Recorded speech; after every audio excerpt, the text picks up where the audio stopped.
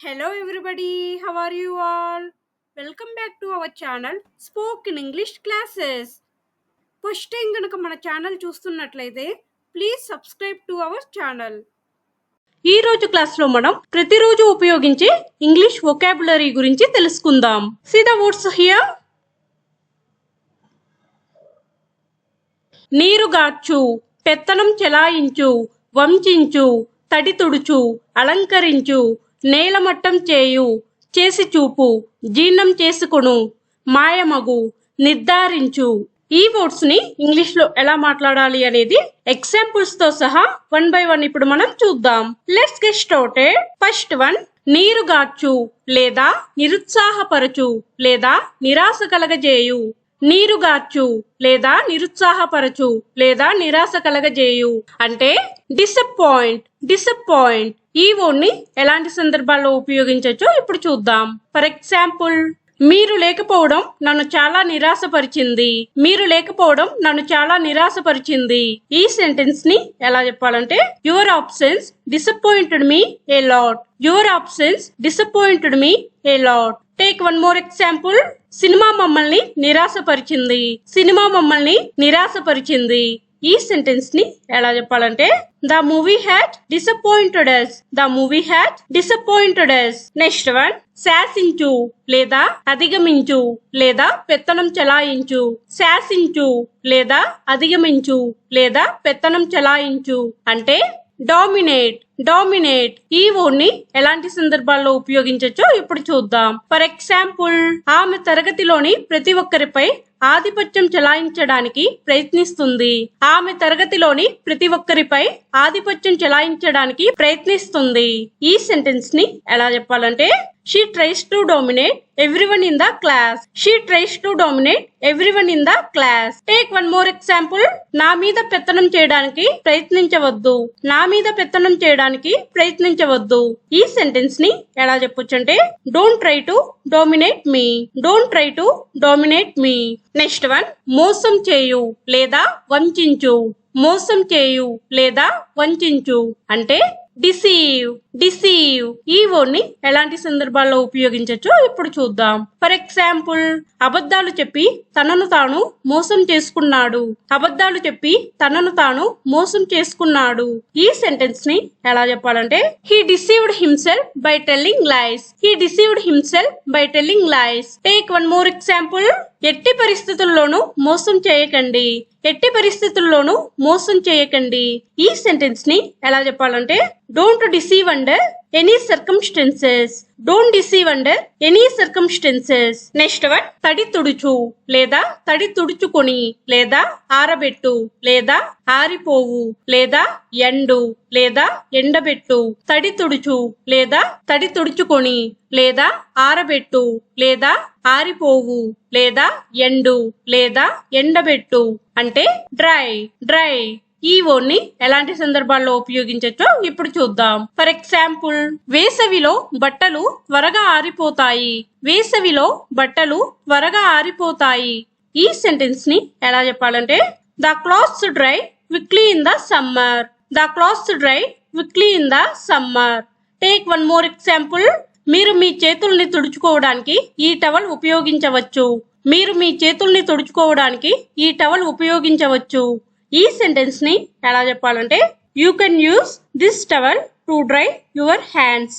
You can use this towel to dry your hands. Next one, అలంకరించు లేదా పతకంతో సత్కరించు. అలంకరించు లేదా పతకంతో సత్కరించు అంటే డెకరేట్. డెకరేట్ ఈ వర్డ్ ని ఎలాంటి సందర్భాల్లో ఉపయోగించవచ్చో ఇప్పుడు చూద్దాం. ఫర్ ఎగ్జాంపుల్, వారు తమ కొడుకు పుట్టినరోజు సందర్భంగా ఇంటిని లైట్లు మరియు పూలతో అలంకరించారు.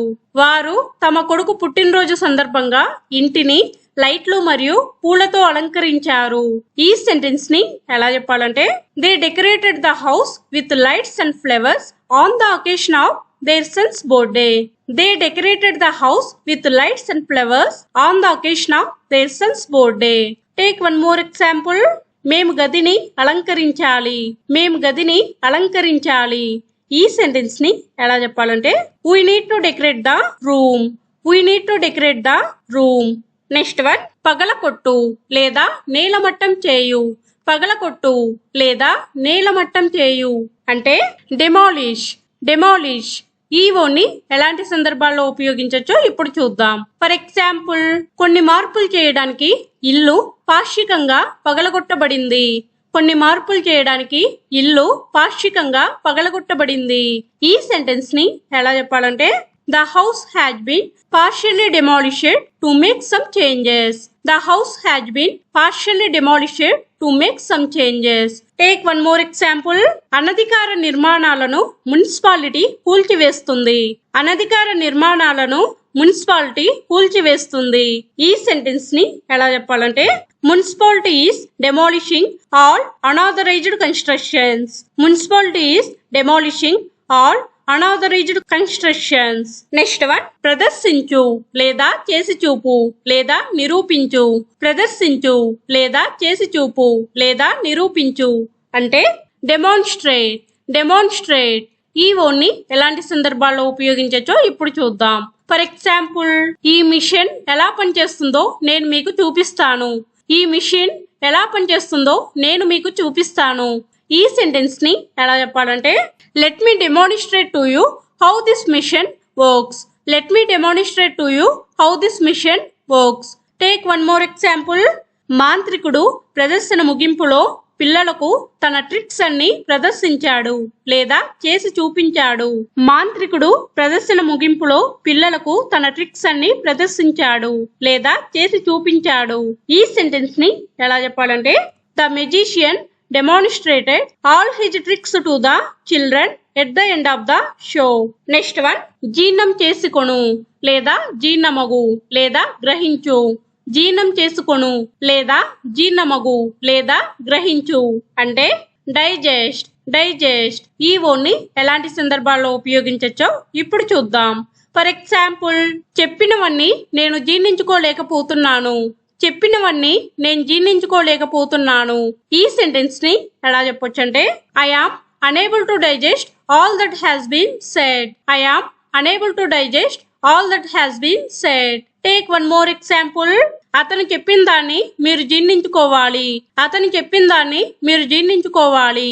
ఈ సెంటెన్స్ ని ఎలా చెప్పాలంటే you have to digest what he said. You have to digest what he said. Next one నిర్ధారించు లేదా నిశ్చయించు లేదా నిర్ణయించు.